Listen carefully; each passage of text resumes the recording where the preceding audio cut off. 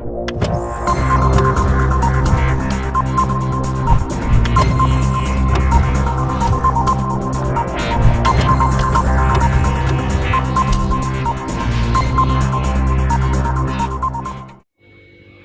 देख रहे हैं Dhirendra Singh NCERT physics channel. आज के वीडियो में हम आपको गति से रिलेटेड कुछ महत्वपूर्ण क्वेश्चन के बारे में जानकारी देंगे। गति नामक पाठ में विशेष प्रकार के क्वेश्चन पूछे जाते हैं। दूरी और विस्थापन में क्या अंतर होता है, इस तरह के क्वेश्चन से हम आपको अवगत कराएंगे। तो सबसे पहले हम देखते हैं कि यदि किसी छात्र के घर से दूरी उसके विद्यालय से 5 किलोमीटर है तथा छात्र घर से विद्यालय जाकर वापस लौटकर घर आता है। छात्र द्वारा तय की गई दूरी, विद्यालय तथा विस्थापन की गणना कीजिए। तो अब बात यह है कि कोई छात्र है, मान लीजिए कि यहाँ पर उसका घर है और घर से विद्यालय की दूरी किसी रास्ते से ऐसे वो अपने विद्यालय तक जाता है। विद्यालय तक जाने पर वो 5 किलोमीटर की दूरी तय करता है। अब जब घर से विद्यालय वो 5 किलोमीटर की दूरी तय करता है तो घर से विद्यालय जाएगा, विद्यालय से फिर घर वापस आएगा, तो 5 किलोमीटर मिला करके वो 10 किलोमीटर की दूरी तय कर चुका। अब जब 10 किलोमीटर की दूरी तय कर चुका तो छात्र द्वारा तय की गई कुल दूरी हो गई 10 किलोमीटर। 10 किलोमीटर की दूरी छात्र ने तय की। दूसरी बात,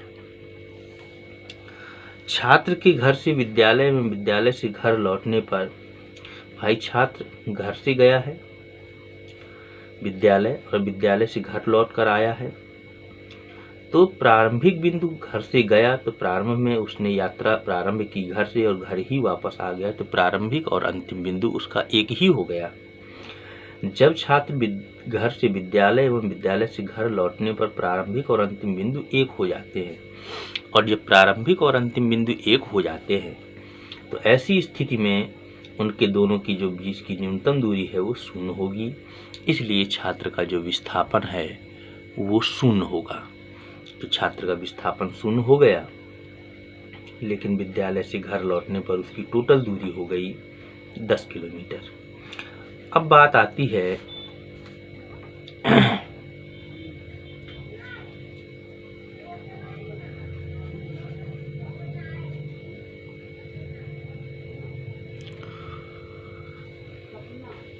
एक एग्जाम्पल के तौर पर। एग्जाम्पल के तौर पर क्या है कि माना राम 3 मीटर बिंदु ए से बी तक जाता है, फिर 4 मीटर बिंदु बी से सी तक जाता है। राम द्वारा तय की गई कुल दूरी, भाई ए से बी तक गया 3 मीटर, बी से सी तक गया 4 मीटर, तो दूरी टोटल हो गई 7 मीटर। 3 ये 4 ये 7 मीटर की दूरी तय की। अब जब राम ए से चलना शुरू किया और ए से चल कर के सी तक गया तो 7 मीटर की कुल दूरी तय की।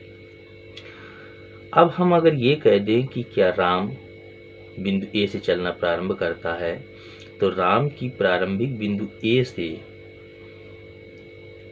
सी तक की दूरी 7 मीटर है, ऐसा नहीं है। अंतिम बिंदु सी है, सी तक की दूरी क्या 7 मीटर है? तो नहीं है, क्योंकि सीधी दूरी हम चित्र के अनुसार गणना करके देखते हैं प्रारंभिक बिंदु से 5 मीटर की दूरी पर ही है। ऐसा इसलिए कि ए से बी तक गया, बी से सी तक गया। अगर इस दिशा में चित्र के अनुसार गति कर रहा है तो प्रारंभिक बिंदु से अंतिम बिंदु तक की दूरी उसकी 5 मीटर ही होगी। यदि किसी निश्चित दिशा में गतिमान वस्तु का अंतिम बिंदु तथा प्रारंभिक बिंदु की स्थितियों के बीच की न्यूनतम दूरी जो है वही विस्थापन कहलाता है। और ये हमारा समकोण त्रिभुज बना। तो समकोण त्रिभुज की गणना करने के लिए हम जानते हैं कि कर्ण का स्क्वायर बराबर लंब का स्क्वायर धन आधार का स्क्वायर, तो AC स्क्वायर बराबर AB square plus BC square से हम निकालेंगे तो 3 स्क्वायर प्लस 4 स्क्वायर 3, 9 4 का स्क्वायर 16, 25 वर्गमूल निकालेंगे तो 5 मीटर। इस तरह से दोनों के बीच की जो दूरी होगी, न्यूनतम दूरी, वो 5 मीटर होगी और एक निश्चित दिशा में होगी, इसलिए यह विस्थापन होगा।